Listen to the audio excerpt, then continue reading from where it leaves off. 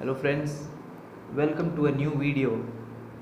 My last classes spoke about photosynthesis and then we studied about the human digestive system, right?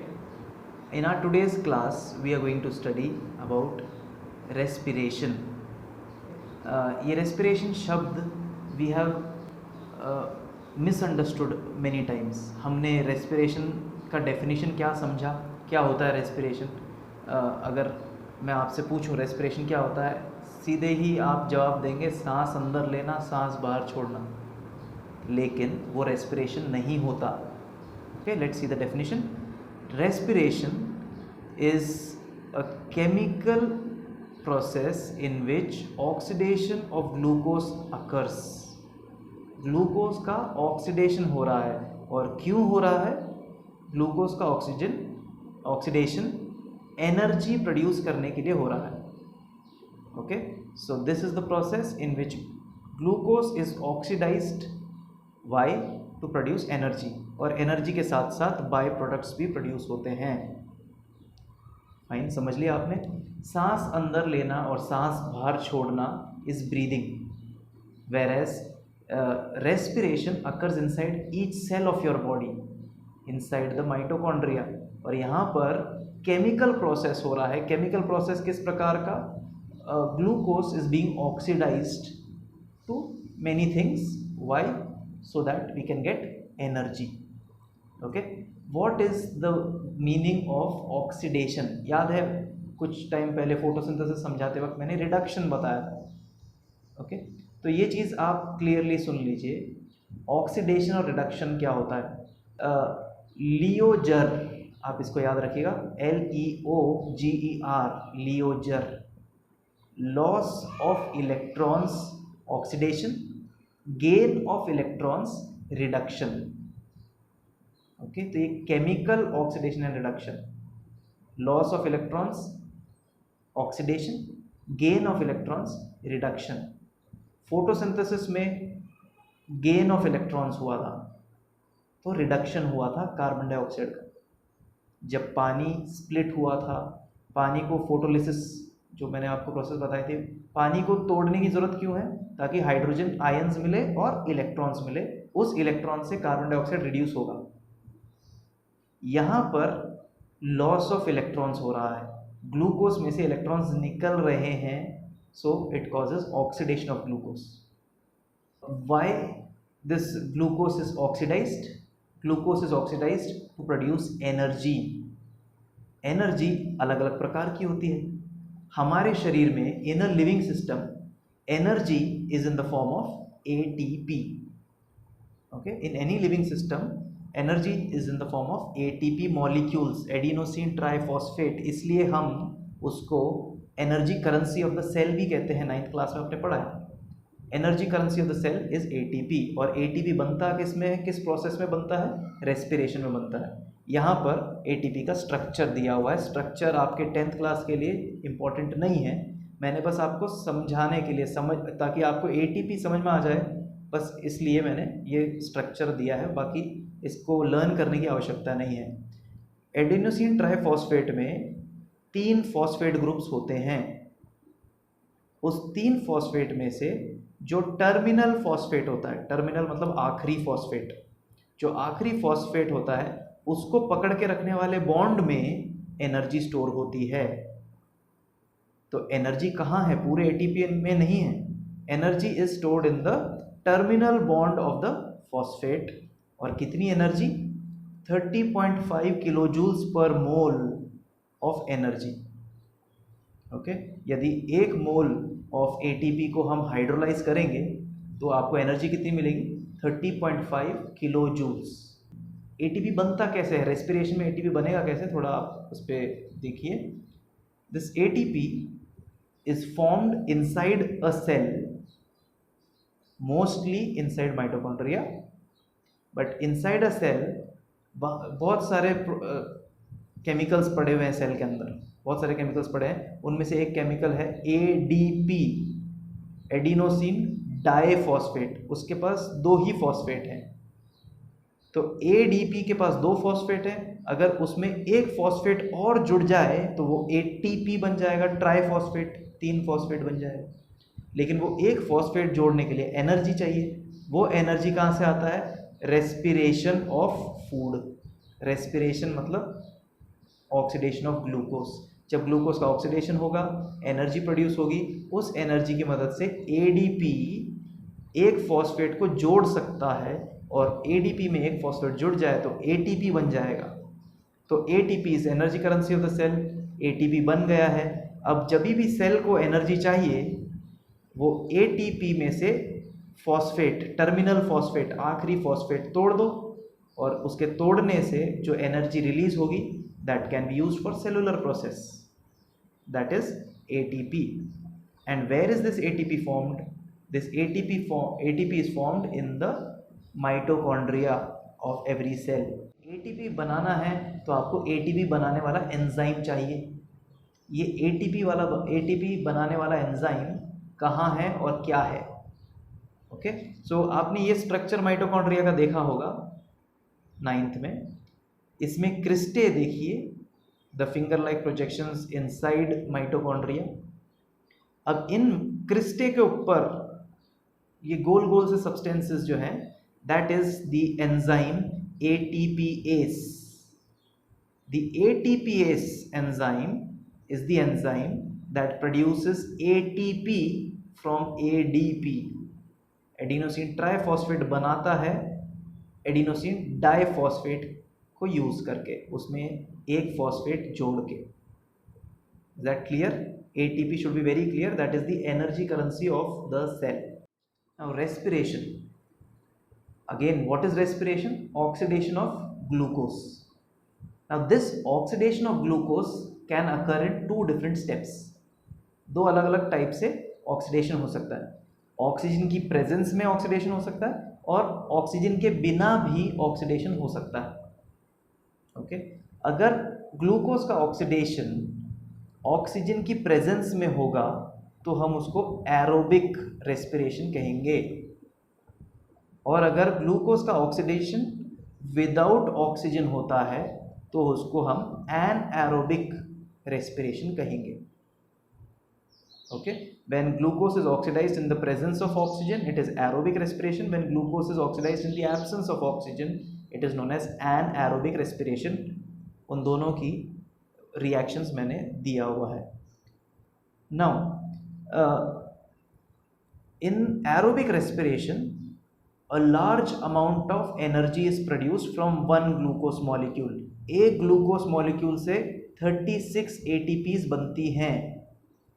Actually 38 बनती हैं, लेकिन हम ऐसा मानते हैं कि 2 ATPs यूज भी हो जाती है उस प्रोसेस में बनाते वक्त, इसलिए हम कहते हैं that aerobic respiration, in aerobic respiration 36 ATPs are produced from one glucose molecule, whereas anaerobic में देखिए बहुत कम energy is produced from one glucose. एक ग्लूकोज से ही सिर्फ 2 ATP बन रही है, बहुत कम। Okay, another difference is the by products.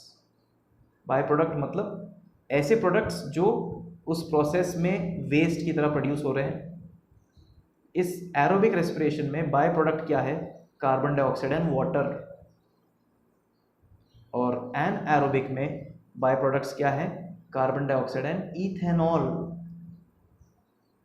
Okay, तो एरोबिक रेस्पिरेशन कौन करेगा? जो ऑक्सीजन के प्रेजेंस में है।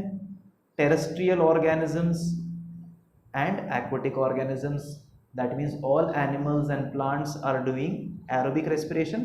And then there are many microorganisms present inside our body. हमारे बॉडी के अंदर तो ऑक्सीजन नहीं पहुंच रही, हमारे लंग्स में जा रही है ऑक्सीजन, लेकिन हमारे बॉडी सेल्स के अंदर, हमारे इंटेस्टाइन्स के अंदर ऑक्सीजन नहीं पहुंच रही, तो वहाँ पे एनएरोबिक रेस्पिरेशन होता है। वहाँ के माइक्रो ऑर्गेनिजम्स, वहाँ के बैक्टीरिया एनएरोबिक रेस्पिरेशन करते हैं।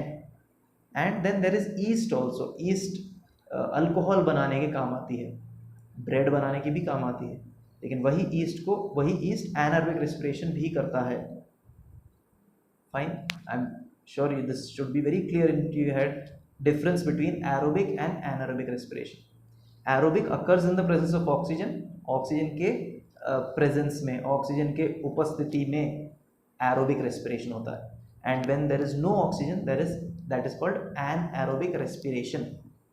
ओके, नाउ ये ग्लूकोज का जब ऑक्सीडेशन होता है तो किस अलग अलग प्रकार से हो सकता है, फेट ऑफ ग्लूकोज क्या स्टेप बाय स्टेप प्रोसेस होती है, let's see. This glucose is a 6 carbon compound, 6 carbon C6H12O6। That glucose कहाँ से आया? ग्लूकोज आपके शरीर में आपने जो खाना खाया उसमें जितना भी कार्बोहाइड्रेट्स था वो कार्बोहाइड्रेट का डाइजेशन होगा, ब्रेकडाउन होगा ग्लूकोज का, and ultimately carbohydrates are going to release glucose, and that simple organic molecule will be absorbed by the blood. Now glucose is roaming around in the blood, now cells are going to take this glucose. Understood? Glucose कहाँ से आया? खाने के digestion से, blood में आएगा, blood से sales ले लेंगे। अब ये ग्लूकोज सेल के अंदर साइटोप्लाज्म में जब तक है तब तक एक प्रोसेस होती है जिसको हम बोलते हैं ग्लाइकोलिसिस। साइटोप्लाज्म में एक प्रोसेस होती है ग्लाइकोलिसिस, जिसमें एक ग्लूकोज मॉलिक्यूल को पाइरुवेट में तोड़ा जाता है। Pyruvate is the 3 carbon molecule. तो एक ग्लूकोज ले लो, उसको बीच में से तोड़ दो, 3 इधर 3 इधर, दैट इज 2 पाइरुवेट बन जाते हैं। एक ग्लूकोज मॉलिक्यूल से 2 पाइरुवेट बन सकते हैं, और ये कहाँ हो रहा है? साइटोप्लाज्म में, in a process called glycolysis. अब ये पाइरुवेट के साथ क्या होगा, दैट डिपेंड्स अपॉन कितनी ऑक्सीजन अपने पास अवेलेबल है। अगर ऑक्सीजन है ही नहीं, उस रेस्पिरेशन को क्या बोलेंगे? Anaerobic respiration. अगर ऑक्सीजन है ही नहीं तो ये pyruvate will be broken down to ethanol and carbon dioxide. Ethanol is alcohol. ये ऑक्सीजन की एब्सेंस में ऐसा होगा, ईस्ट के अंदर ऐसा होगा। ओके, और अगर भरपूर मात्रा में ऑक्सीजन है, what will happen? That pyruvate will be broken down to carbon dioxide and water. Complete breakdown in the mitochondria. Okay, aerobic respiration में कार्बन डाइऑक्साइड एंड वाटर बनेगा, एनएरोबिक रेस्पिरेशन में इथेनॉल एंड कार्बन डाइऑक्साइड बनेगा। लेकिन एक तीसरा process भी होता है, और ये प्रोसेस हमारे शरीर में होता है, ये हमारे मसल्स में होता है। आपने ऑब्जर्व किया होगा, कभी कभी हम बहुत ज़्यादा एक्सरसाइज कर लेते हैं, नहीं तो घर के काम कर लेंगे, कभी कभी हम बहुत ज़्यादा काम कर लेते हैं, स्ट्रेस आउट हो जाते हैं। ओके, नहीं तो क्रॉस कंट्री भाग लिया, cross country race, long races अगर हमने भाग लिया, या फिर जिम में बहुत ज़्यादा एक्सरसाइज कर ली, तो इसका नतीजा क्या होता है? हमारे मसल्स, हमारे हाथ और पैर विल गेट स्टक अप, जाम हो जाते हैं हमारे हाथ और पैर, या दर्द होने लग जाता है हमारे हाथ और पैरों में।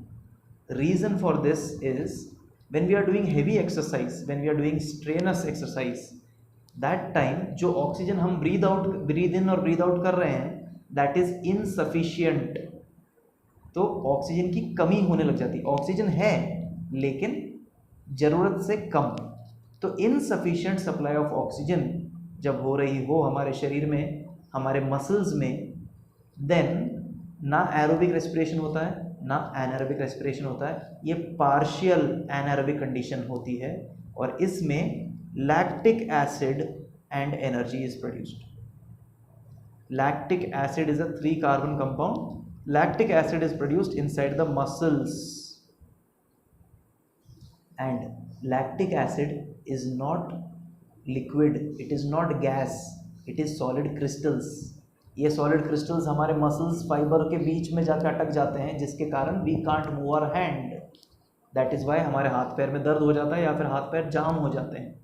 लैक्टिक एसिड फर्मेंटेशन भी कहते हैं इस प्रोसेस को। Okay, this lactic acid fermentation leads to muscle cramps. Okay, that is something interesting, you can study about it through different sources. Now let us see the difference between respiration and breathing. Breathing मैंने अभी starting में बताया था, breathing मतलब taking in air and giving out air, मतलब it is a physical process, you are just breathing in and breathing out, कुछ chemical नहीं हुआ, आप बस सांस अंदर ले रहे हैं, सांस बाहर छोड़ रहे हैं, that's a physical process, whereas respiration I told you is a chemical process, जिसमें ऑक्सीडेशन हो रहा है।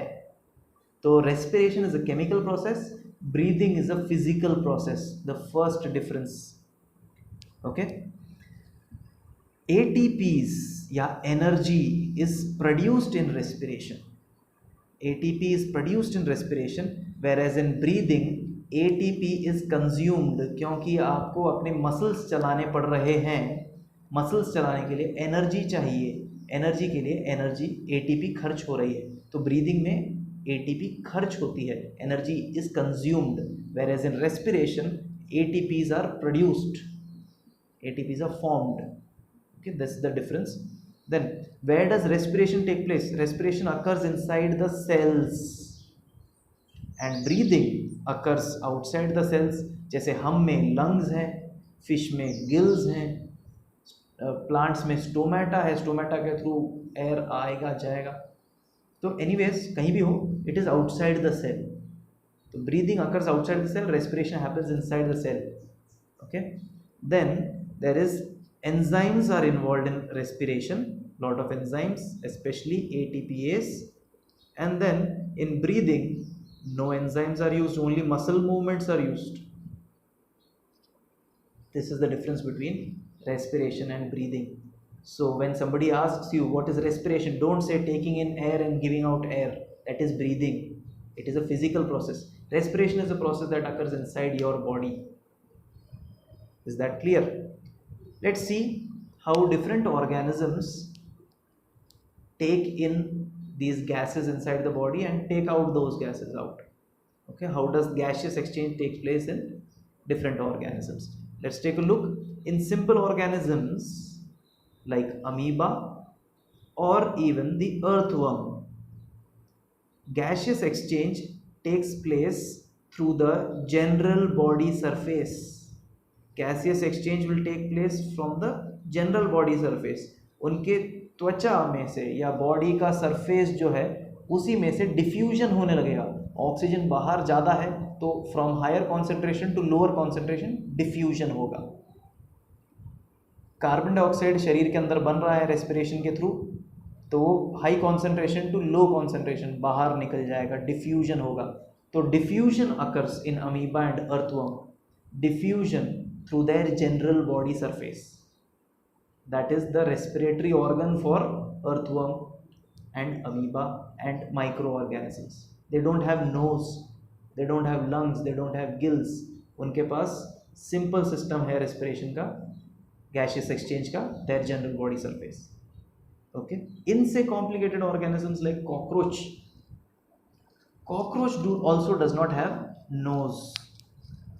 ऑगी एंड द कॉकरोचेस में कॉकरोचेस के पास नोज़ है, लेकिन बायोलॉजी में नोज़ नहीं है उनके पास नाक नहीं होती। कॉकरोचेस के पास उनके शरीर के साइड साइड में है small holes are present, we call those holes spiracles. In the diagram you will be able to see spiracles are the openings through which air enters inside their body and carbon dioxide moves out of the body.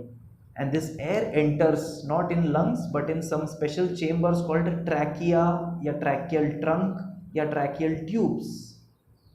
तो gaseous exchange in arthropods या cockroach occurs through spiracles and tracheal trunk या tracheal tubes। book lungs भी कहते हैं इनको क्योंकि किताब जैसा दिख रहा है, ठीक है। मछलियों में gaseous exchange takes place through the gills, we have studied this। and मछलियाँ एरोबिक ऑर्गेनिजम्स होती हैं, मतलब ऑक्सीजन में की मदद से ऑक्सीडेशन ऑफ ग्लूकोज होता है। ये मत समझना पानी के अंदर है तो ऑक्सीजन के कांटेक्ट में नहीं है। जिस प्रकार नमक पानी में डिज़ोल्व हो जाएगा, आप एक चुटकी नमक लीजिए और उसको पानी में डाल के घोल दीजिए, वो डिज़ोल्व हो जाएगा, और आपने 9th में पढ़ा कहाँ जाएगा वो, between the space of water molecules.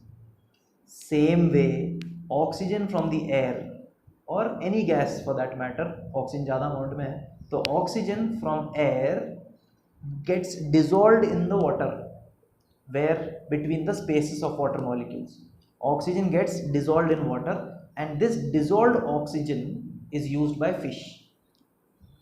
okay, अब दे डोंट हैव लंग्स कि वो हवा में आके सांस ले सकें, उनका बॉडी डिज़ाइन किया गया पानी में से वो डिजॉल्व ऑक्सीजन को यूज़ करना, उसके लिए गिल्स बने हैं। तो what do they continuously gulp in water and take that water out through their gills. तो जब पानी अंदर गिल्स में से बाहर निकल रहा है, उसमें से जितना भी डिजॉल्व ऑक्सीजन है उनके ब्लड में मिल जाता है। And then there is a question in your book saying कि why the rate of breathing या rate of respiration is quicker या faster in aquatic organisms. The reason is this, that they are not in direct contact with oxygen. Oxygen के direct contact में नहीं है, हम terrestrial organisms direct oxygen के contact में हैं, तो खूब ऑक्सीजन हम अंदर ले सकते हैं, खूब बाहर छोड़ सकते हैं, तो हमारी ब्रीदिंग रेट बहुत स्लो है।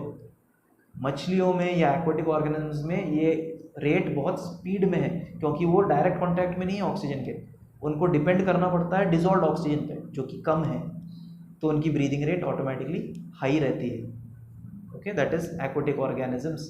And then we have mammals और terrestrial organisms that have lungs as their respiratory organ for exchanging the gases, and this we have to study in detail, the respiratory system of human beings. Let us see respiratory system of human beings. The respiratory system begins from the nostrils. Okay, ये nose है, external structure knows है, जो अंदर की तरफ जाने वाली tubes हैं नोज के अंदर, उसको बोलते हैं नॉस्ट्रिल्स।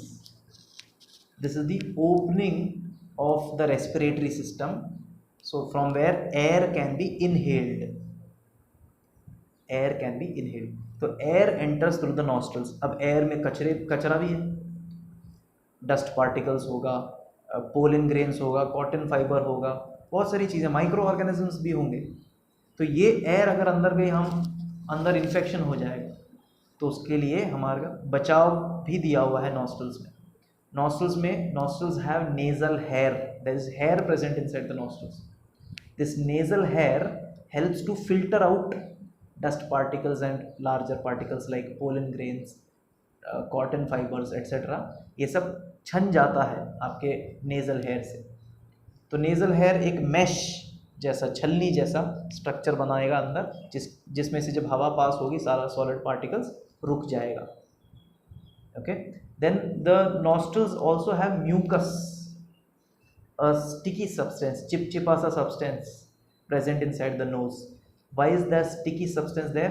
कि हवा में बहुत सारे माइक्रो ऑर्गेनिजम्स भी हैं जो हमारी छलनी से बच जाएंगे और अंदर आएंगे। अब वो जो अंदर आएंगे माइक्रो ऑर्गेनिजम्स, म्यूकस की वजह से चिपक जाएंगे म्यूकस में। Mucus is a sticky substance, so it gets stuck in the mucus, micro organisms get stuck in the mucus, और जब जरूरत से ज़्यादा माइक्रो ऑर्गेनिज्म स्टक हो जाएंगे, वो म्यूकस अपने आप ही गिर जाएगा, शेड ऑफ हो जाएगा या बह जाएगा। ओके, जुकाम में ज़्यादा माइक्रो ऑर्गेनिजम्स हैं यहाँ पर, तो वो म्यूकस बहता ही रहता है, जिसको हम बोलते हैं नाक बहना, है ना। तो म्यूकस आपके प्रोटेक्शन के लिए दिया हुआ है नाक में, ताकि micro organisms do not enter the respiratory tract. तभी भी कुछ गिने चुने माइक्रो ऑर्गेनिजम्स हैं जो चले जाते हैं। Okay, then the next stop in the respiratory system is the nasopharyngeal cavity, नहीं तो प्यार से आप उसको बुला सकते हैं नेजल कैविटी, नहीं तो नेजोफैरिंजियल cavity. It is a hollow empty space behind the nose. It has a connection from the mouth also. आपका mouth and nose जुड़ा हुआ है through the nasopharyngeal cavity, and it's a hollow space, hollow empty chamber, जहाँ पे हवा जाकर थोड़ी सी नम हो जाती है। नम मतलब थोड़ी मॉइस्चर हो जाती है, मॉइस्चर आ जाता है हवा में, और हवा की स्पीड भी स्लो हो जाती है, हवा का टेम्परेचर भी थोड़ा सा हाई हो जाता है आपके नेज़ल कैविटी में।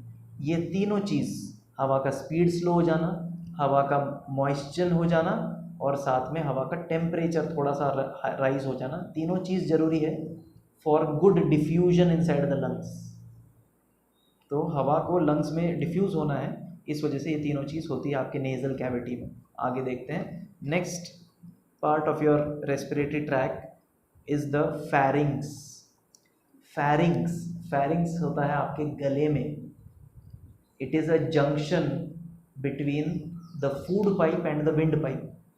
फूड पाइप हमने पिछले क्लास में बात की थी, ईसोफेगस जिसको कहते हैं। ईसोफेगस भी फेरिंग्स से कनेक्टेड है और विंड पाइप भी फेरिंग्स से कनेक्टेड है।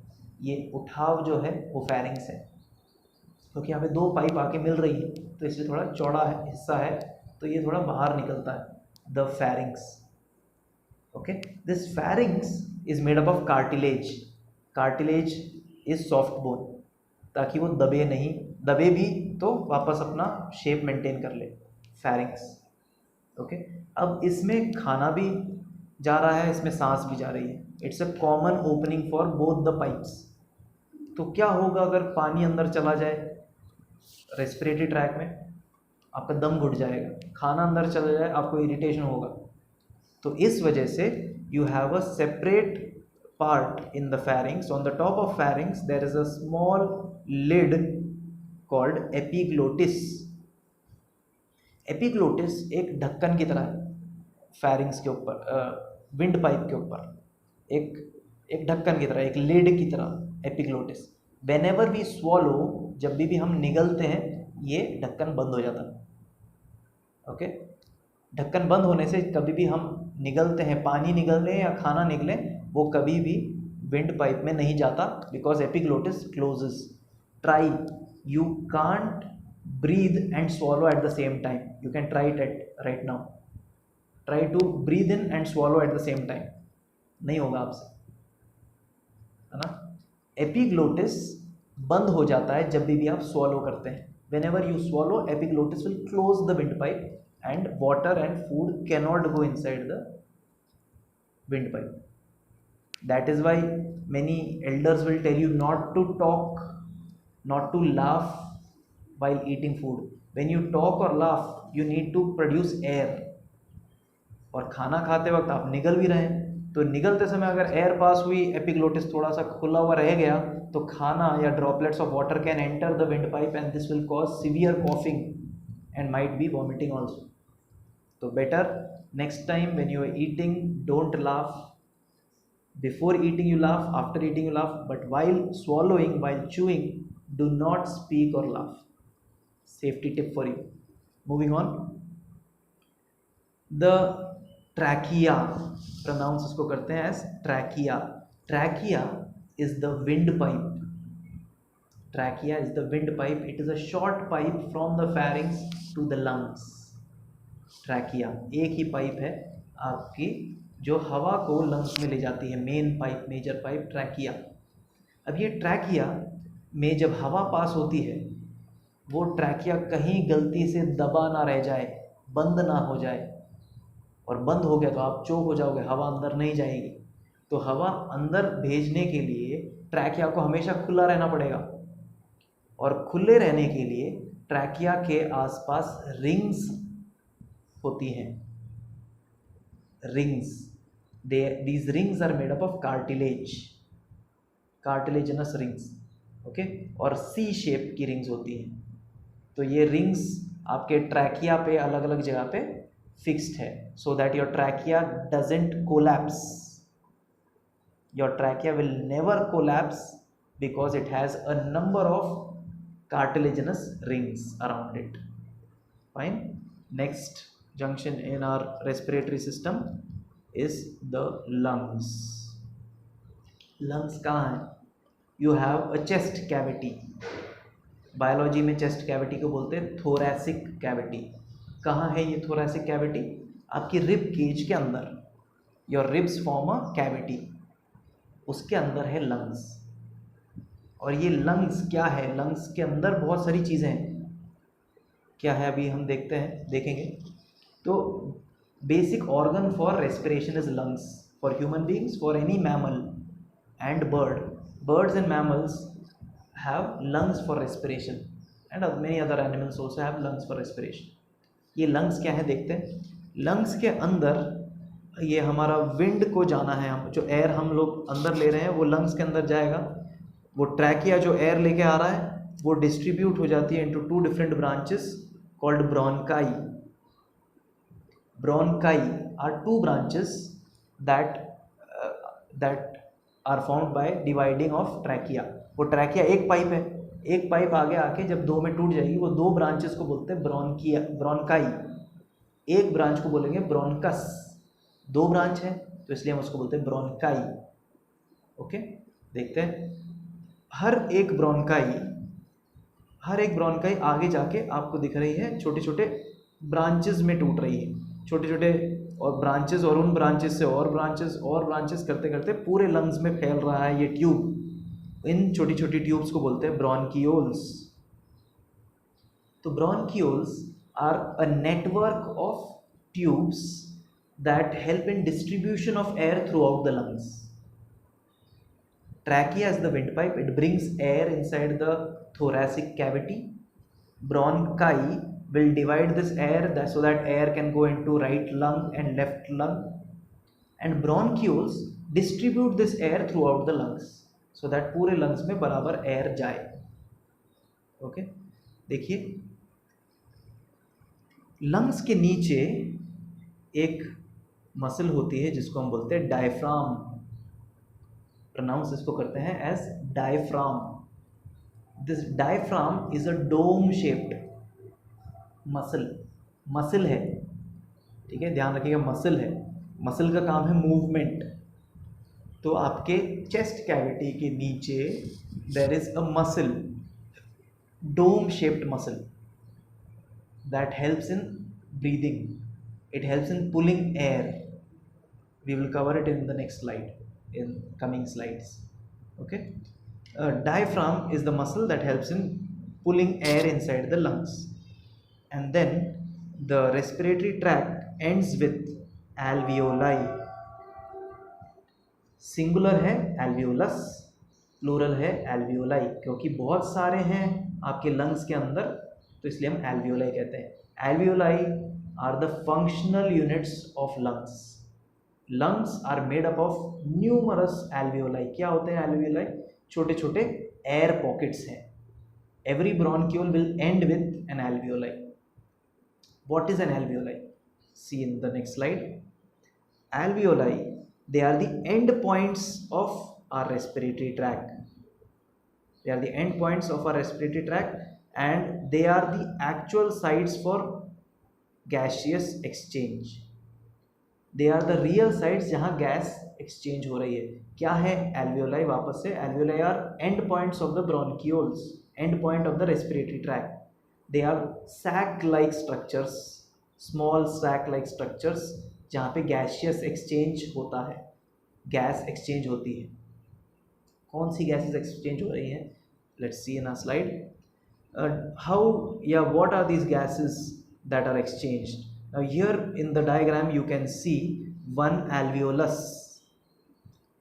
Alveolus एक पतला सा वॉल से कवर्ड है. उसकी वॉल बहुत पतली है और उसके वॉल के आसपास ब्लड वेसल्स हैं. एल्वियोलाई के वॉल्स के आसपास ब्लड वेसल्स हैं. आपको दिख रहा होगा ब्लड पास होता हुआ. अब जो एयर हमने अंदर खींची, वो एयर में जितना भी ऑक्सीजन है वो उस पतले मेम्ब्रेन के थ्रू डिफ्यूज इन हो जाएगा inside the blood. Air will be, oxygen will be diffusing into the blood, और ब्लड में जो भी कार्बन डाइऑक्साइड है will be diffusing out of the blood into the alveolus. Okay, oxygen diffuses into the blood. और blood के अंदर कौन है? ब्लड के अंदर आरबीसी के ऊपर बैठा हुआ haemoglobin. Haemoglobin is the red colour pigment of your blood. Blood को सिर्फ कलर देने का काम नहीं है. कलर तो एक अलग बात है कि कलर है उसके पास, लेकिन हीमोग्लोबिन की खासियत है, it is specialised in carrying oxygen. It is the oxygen carrier of your blood. और ये हीमोग्लोबिन कहाँ है? आरबीसी के ऊपर. Red blood cells are red because of haemoglobin, and haemoglobin are the molecules that carry oxygen in the blood. Okay, तो hemoglobin is carrying oxygen and carbon dioxide will be diffused out. अभी आप बोलेंगे sir air में तो 78% nitrogen होती है, 21% ही तो oxygen होती है. तो 78% नाइट्रोजन क्यों नहीं गया ब्लड में? वो 21% ऑक्सीजन ही गया ब्लड में। तो सुनिए, किसी भी गैस के ट्रांसपोर्टेशन के लिए कैरियर चाहिए, कोई टैक्सी चाहिए जो उसको उठा के ले जाए एक जगह से दूसरी जगह। नाइट्रोजन किसी से बनाकर नहीं रखता, it is an inert gas. Nitrogen is an inert gas, does not react with many things. तो हमारे ब्लड में भी ऐसा कुछ नहीं है जो नाइट्रोजन के साथ रिएक्ट कर जाए। तो नाइट्रोजन को कोई उठाने वाला नहीं मिलता, कोई टैक्सी नहीं मिलती, वो जिस प्रकार अंदर जाता है उसी प्रकार वापस बाहर आ जाता है। Whereas oxygen when it enters the blood, उसको आते ही टैक्सी मिल जाती है। उसकी टैक्सी कौन है? हीमोग्लोबिन। तो हीमोग्लोबिन पे बाइंड होके वो पूरे बॉडी में ट्रैवल हो जाता है। And carbon dioxide that is in the blood, जो कि रेस्पिरेशन में बना कार्बन डाइऑक्साइड, सभी सेल्स के अंदर रेस्पिरेशन हो रहा है, मैंने आपसे कहा, वो उस रेस्पिरेशन में कार्बन डाइऑक्साइड बनता है। ये कार्बन डाइऑक्साइड सेल के अंदर नहीं बचता, वो सेल ब्लड में डाल देता है, वो ब्लड लंग्स में लेकर आता है और लंग्स में ये कार्बन डाइऑक्साइड बाहर हो जाती है in the alveolus. That should be very clear to you. Okay, we shall move on to our next slide now. Our next slide is mechanism of breathing. How do we breathe in and breathe out? Breathing in is known as inhalation, नहीं तो कुछ books में inspiration भी बोला गया है। Inspiration भी सही है, इनहेलेशन भी सही है, ब्रीदिंग इन भी सही है। ओके, लेकिन हम जब सांस अंदर लेते हैं, ये हवा अंदर खींच कौन रहा है? जब हम सांस अंदर लेते हैं, योगा में हम सांस अंदर लेते हैं, सांस अंदर लिया, क्या मेरी नाक सांस को खींच रही? नहीं। How does this air enter the body? What is pulling the air inside the body is the diaphragm. मैंने आपको रेस्पिरेटरी सिस्टम के डायग्राम में आपको बताया था, डायफ्राम एक डोम शेप्ड मसल, देखिए डायग्राम में, diaphragm is the dome shaped muscle. When this dome shaped muscle moves downwards, air is drawn inside the lungs, and when the diaphragm moves up, air is pushed out. ये diagram ढंग से देख लीजिए। When the diaphragm is pulled downwards, air enters the body, and when the diaphragm moves upwards, air is forced out of the body. तो सांस अंदर और सांस बाहर कौन कर रहा है? नाक नहीं, डायफ्राम। जैसे एक इंजेक्शन में आप इंजेक्शन की पिस्टन को पीछे खींचते हैं तो दवाई अंदर आती है, पिचकारी में पिस्टन पीछे खींचते हैं तो हवा कलर या पानी अंदर आता है, और आप पिस्टन को आगे दबाएंगे तो पानी बाहर। सेम विथ लंग्स, जब डायफ्राम नीचे आता है सांस अंदर आती है, जब डायफ्राम ऊपर जाएगा सांस बाहर जाएगी। ठीक है, लेकिन कभी कभी हम एक्सरसाइज करते हैं, भागा दौड़ी करते हैं, तो हमें ज़्यादा एयर की ज़रूरत पड़ती है, तो उस समय डायफ्राम के साथ साथ हमारे रिब्स के आसपास भी मसल्स हैं, they also move out and move in. तो when they move out and the diaphragm is going down, lungs will pull in air, and when the diaphragm is moving up, the air is expelled out of the body. This is mechanism of breathing by the movement. Main muscle that is used is the diaphragm. The diaphragm helps in breathing. चाहे आप सोए, conscious हो या नहीं हो, coma में हो, तभी भी डायफ्राम चलता ही रहेगा। It is a smooth muscle. Diaphragm is a smooth muscle. Okay, let's see. Now, what are the experiments that are related to respiration? Respiration के बारे में हमें जो पता है, उसके बारे में क्या क्या एक्सपेरिमेंट्स हैं जो हमें थोड़ा बहुत क्लियर करेगी पिक्चर हमारे मन में। Okay, the first thing is, how do we know that we are breathing out carbon dioxide? How do you know you are breathing out carbon dioxide? ना एयर पे थोड़ी लिखा है कि वो कार्बन डाइऑक्साइड बाहर निकल रहा है, ऑक्सीजन अंदर जा रहा है। तो you have an experiment in your book, see this experiment. तो either you blow air into lime water, और एटमॉस्फेरिक एयर को भी लाइम वाटर में डालेंगे तो कुछ ना कुछ चेंज होगा। लाइम वाटर क्या होता है? ये लाइम वाटर, नींबू पानी नहीं। Okay, lime water is calcium hydroxide solution, calcium hydroxide CaOH whole twice का सॉल्यूशन, और ये सॉल्यूशन ट्रांसपेरेंट होता है। कैल्शियम हाइड्रोक्साइड का सॉल्यूशन ट्रांसपेरेंट होता है। इसमें अगर हम सांस बाहर छोड़ेंगे तो क्या होगा, देखिए उसकी पिक्चर। तो अगर हम ट्रांसपेरेंट लाइम वाटर के अंदर ब्रीद इन ब्रीद आउट करेंगे, एयर छोड़ेंगे, तो कुछ ही समय में वो मिल्की वाइट इन कलर हो जाता है, मिल्की वाइट इन कलर। तो lime water will turn milky. Why is it turning milky? Because एक प्रोडक्ट बन गया उसके अंदर, एक नया कंपाउंड बन गया, कैल्शियम कार्बोनेट, जो कि वाइट कलर का होता है, जो कि इनसॉल्यूबल होता है।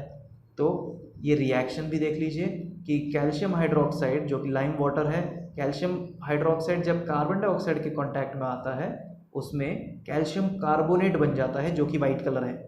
कैल्शियम कार्बोनेट के वाइट कलर होने की वजह से लाइम वाटर आपको वाइटिश कलर या मिल्की कलर दिखेगा। Any time when you want to show that carbon dioxide is present anywhere या carbon dioxide is produced anywhere, तो you need to do this test, lime water test. Simple सा test है, आप एक transparent सा lime water लेंगे test tube में और उसमें फूंक मारेंगे, नहीं तो गैस, हवा में भी कार्बन डाइऑक्साइड है, तो आप एक इंजेक्शन में नहीं तो पिचकारी में से हवा पंप इन करेंगे लाइम वाटर में, तो भी धीरे धीरे वो वाइटिश कलर हो जाएगा। We call it milky colour, lime water turns milky.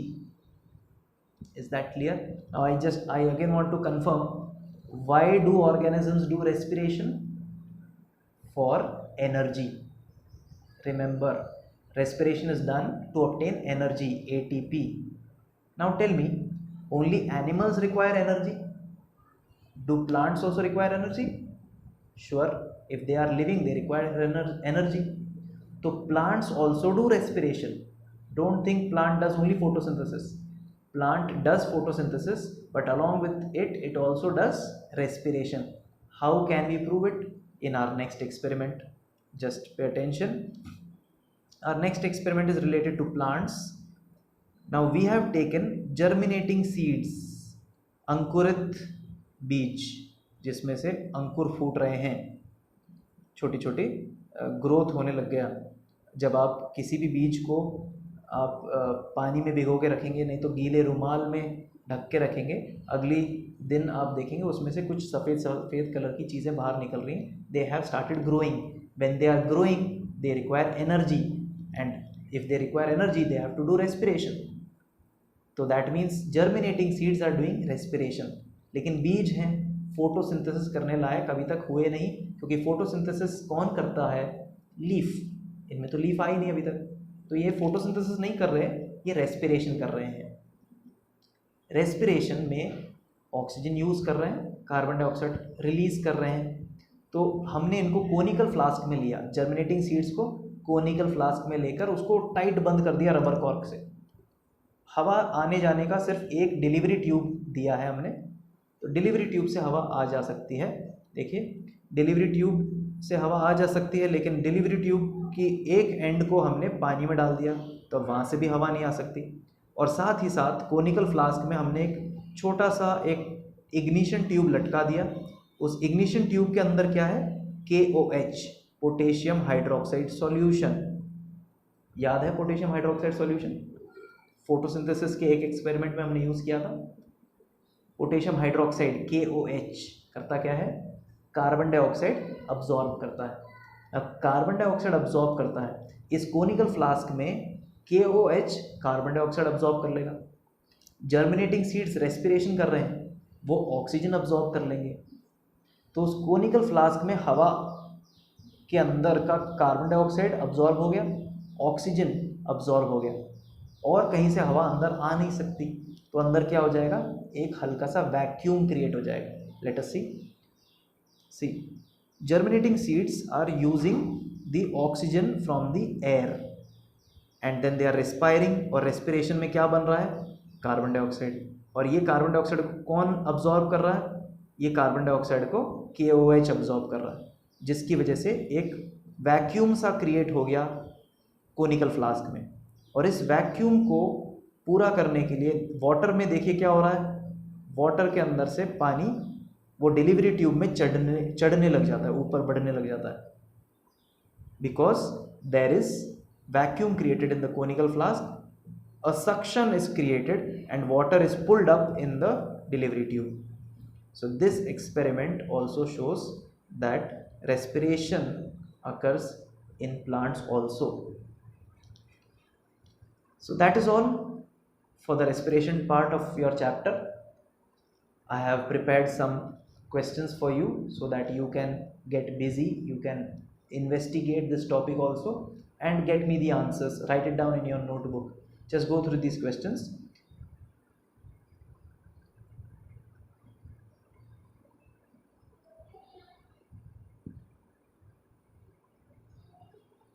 So that's all for today. Yet another class, new information I have given you. There are many things we could have covered, but due to limitations we stop here. I am available every day at 7 o'clock in the evening, so that we can interact. I am available on Facebook, so we can interact on Facebook. Your questions you bring and I will answer them. I come live at 7 o'clock. So thank you, have a nice day. Until we meet next time, keep preparing. Goodbye.